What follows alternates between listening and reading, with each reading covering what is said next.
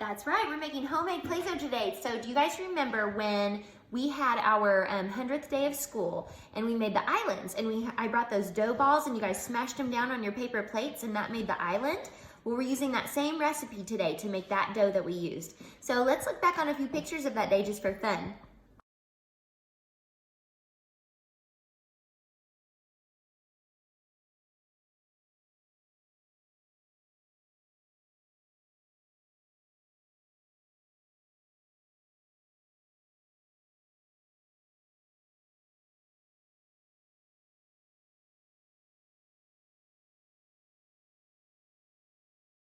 Okay guys, these are the ingredients that you need for the homemade Play-Doh project. I have a cup of salt, 1 cup of flour, and 1 cup of water. Right, and then these are some optional ingredients, okay? You can use about a tablespoon of cream of tartar. This will increase the shelf life of your Play-Doh. We keep our Play-Doh in the fridge in a Tupperware container afterward, and it lasts and lasts.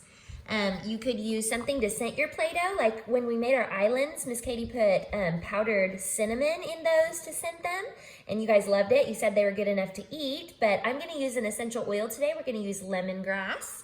And then if you have some food coloring, you could always put a couple drops of that in to color it the way that you want. And then we're gonna use the saucepan to make it. So we're gonna mix up all ingredients in there and then take it over to the stove top. And then you need a good spoon to stir it. And then afterward, you may just want some things to play with your Play-Doh, like some cookie cutters or some silverware or a rolling pin. Here we go, we're gonna start mixing it into our pan. This is the 1/2 cup of salt.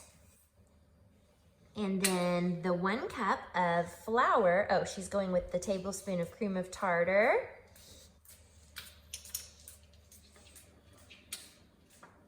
One cup of flour. 1 cup of water.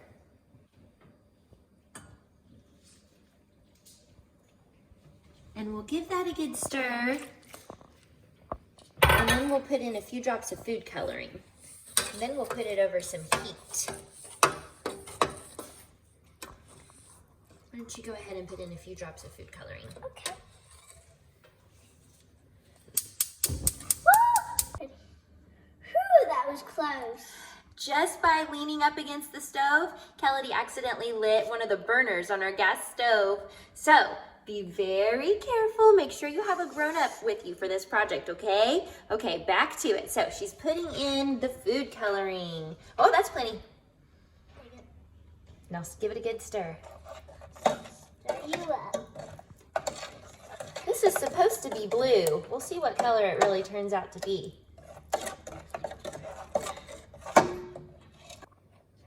Really happy with how our food coloring turned out, so we're adding some yellow.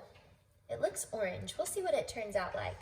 That first packet said it was going to be blue, but it doesn't look very blue to us. We think it looks like chocolate milk. Now this is looking yellow. Much better. Much better. Okay guys, I've got this on the stove top over about medium heat, and I've left it on for about 3 minutes, and you can tell that it's starting to harden under there. See where it's kind of doughy instead of liquidy? This is when you want to start using your spoon to stir a little bit, but not too much because it kind of needs to sit still to warm all the way through. So this is kind of a process. I bet Mrs. Tucker could teach us the science of this project.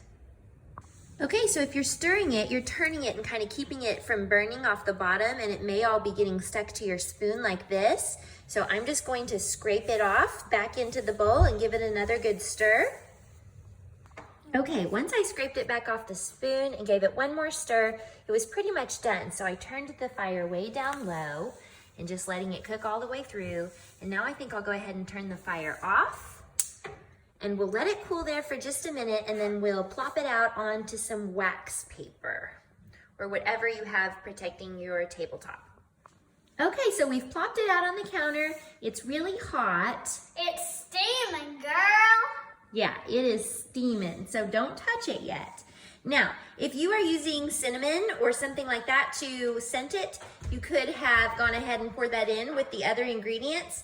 Since Kelly and I are using an essential oil, we're gonna knead that in at the end. So right now, we're gonna sit here and let this cool until it's safe to grab it with our hands. Okay, Kelly's adding our scent now. She's doing about 4 drops of lemongrass oil. I hope you guys will tell us what you use. And now it's time to fold it over and play with it.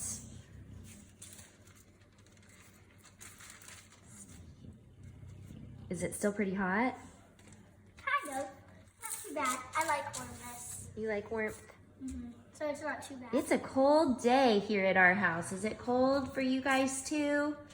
No playing outside for us today, so this was a perfect indoor activity. And that it's warm. Go. Okay guys, so now I'm just kneading it. Have you heard this term before? Where you're just turning it in your hands and you're squeezing it. And like you could maybe do this when you're baking bread too, or making pizza crust or something. This dough feels so good and it smells good and it's still warm. And look, it's not even too sticky on my hands. It's kind of a clean activity. Not bad. So now I'm gonna lay it out on the table and we're gonna flatten it and make some shapes. Now we're just smoothing it.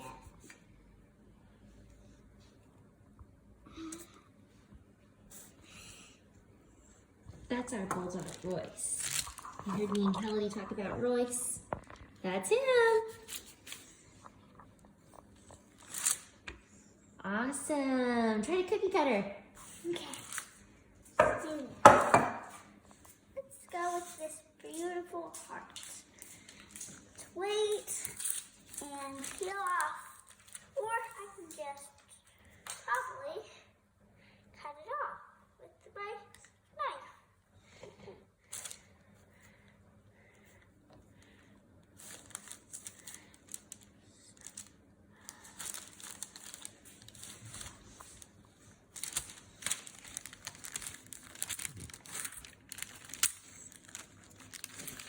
So let's see what it looks like. Oh, it won't come out. Here, let's see it over here. Beautiful. It's a perfect heart. Ta-da! You guys make sure to hop on Facebook and show us what you make with your Play-Doh. Have fun! Love you.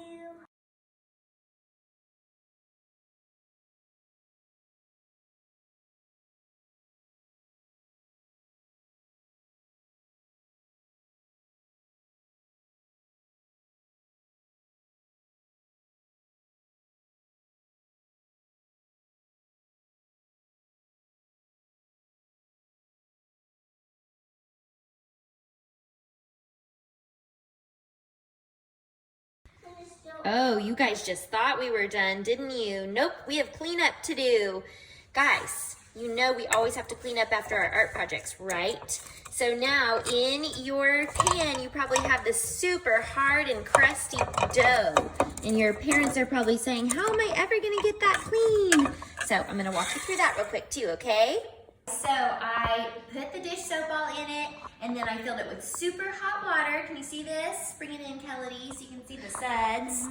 And then since it's nice and hot, the dough became more pliable again. So I'm gonna use my scraper tool and just get down in there and scrape it off the bottom, okay? So I'm getting this kind of stuff off the bottom. But that's what you want, and you just keep doing that until you've got it all off.